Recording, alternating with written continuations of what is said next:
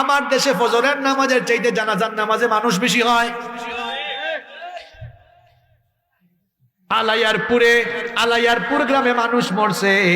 আলাইয়ারপুরের একজন ঢাকায় থাকে, রাতের বেলা শুনছে, শোনার পরে এখন রাতের বেলা বিমানেও ফ্লাইট নাই, আর নোয়াখালীতে তো এয়ারপোর্টও নাই। কি আর করবে, রাতের বেলা গাড়ি নিয়ে রওনা করেছে, আস্তে আস্তে জ্যাম ট্যাম ঠেলাইয়া 5-6 ঘন্টা লাগছে।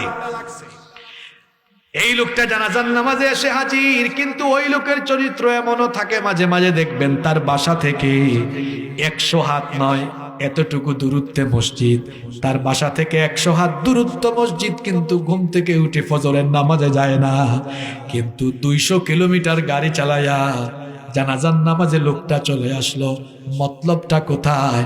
মতলব হলো ফজরের নামাজের আগে বক্তব্য দেওয়ার সুযোগ নাই, জানাজার নামাজের আগে বক্তব্য দেওয়ার সুযোগ আছে। এইরকম কিছু মতলব বাস আছে, নামাজ পড়ে না। দেখবেন কিছু মানুষ তো আছে শুধু জানাজার নামাজি, যে এলাকায় জানাজা সে হাজির। এজন্য আমি বলি নামাজি হলো মোট 5 প্রকার। 1 নাম্বার সাপ্তাহিক, শুধু আগামীকাল জুমাবারে যাবে। 2 নাম্বার মাসিক, সামনে রমজান মাস আসলে একদম নামাজ পড়া শেষ, সামনের কাতার ফিল আপনাদের কারণে। 3 নাম্বার হলো বার্ষিক নামাজি, শুধু 2 ঈদে পাওয়া যায়। 4 নাম্বার হলো সিজনাল নামাজি, শবে বরাত আর শবে কদরের রাতে পাওয়া যায়। আর 5 নাম্বার হলো জানাজার নামাজি, যাদেরকে শুধু জানাজার নামাজে পাওয়া যায়। এই হলো ভণ্ড নামাজি। মোট কয় প্রকার? আর আসল নামাজি যারা সব সময় নামাজে যায়, তারা এখন বলেন তো 5 ওয়াক্ত নামাজে গেলে গোলামি হয় কার? আর 5 ওয়াক্ত নামাজ ছাইরা দিয়া আপনি যদি ঘোরাঘুরি করেন, চক্কর দেন, গোলামি হইল কার? এখন দুনিয়াতে আল্লাহ পাঠাইছেন শয়তানের গোলামির জন্য না আল্লাহর গোলামির জন্য? তাহলে প্রতিদিন 5 বার গোলামি করবেন, আল্লাহর না শয়তানের? তাহলে বলেন আপনারা 5 ওয়াক্ত নামাজে যাবেন তো? এই যে গোলামি করবেন, নামাজ পড়বেন, আল্লাহর সব বিধান মানবেন, কতদিন? আল্লাহ বলেছেন ওয়াবুদ রাব্বাকা হাত্তা ইয়াতিয়াকাল ইয়াকিন। তোমার কাছে মউত আসে না যতক্ষণ আল্লাহর ইবাদত, আল্লাহর গোলামি করতে হবে ততক্ষণ। তাহলে বোঝা গেল মরার আগ পর্যন্ত গোলামি করা লাগবে কার?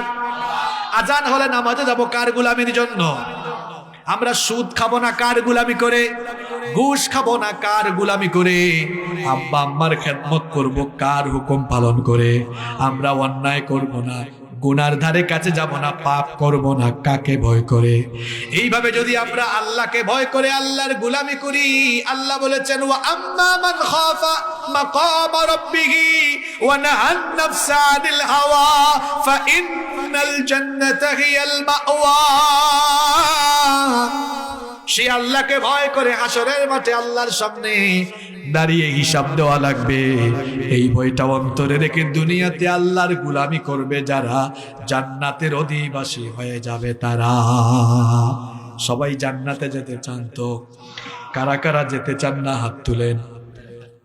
আরে কুতুবপুরের কুতুব, মনোযোগ কি চলে গেছে? জান্নাতে যেতে চাই তো? কারা কারা যেতে চান তো হাত তুলেন? মাশাআল্লাহ, হাত নামান। নামাজ ছাড়লে জান্নাতে যাওয়া যাবে? যে ঈমান আপনাকে মসজিদে নিতে পারে না, এই ঈমান জান্নাতেও নিতে পারবে। নামাজ পড়বেন তো? আজকে ফজরের নামাজ কাজা হবে কার কার হাত তুলেন? মাশাআল্লাহ, মাশাআল্লাহ। সবাই ফজরের নামাজটা পড়বেন তো? তাহলে আজকে কয়টা পয়েন্টে আলোচনা হয়েছে? আজকে আলোচনার বিষয় কি ছিল জানেন? আলোচনার বিষয় ছিল মানুষ সৃষ্টির রহস্য এবং উদ্দেশ্য। হ্যাঁ, মানুষ সৃষ্টির রহস্য এবং উদ্দেশ্য। 5টা পয়েন্টে আলোচনা করেছি। কোথায় ছিলাম, কিভাবে আসলাম, কোথায় আছি, কোথায় যাব, কেন এসেছি। এই 5টা বিষয়ে ক্লিয়ার তো আমাদের সবকিছু ক্লিয়ার, ঠিক কিনা বলেন? আল্লাহ মানার বুঝার তৌফিক দান করেন।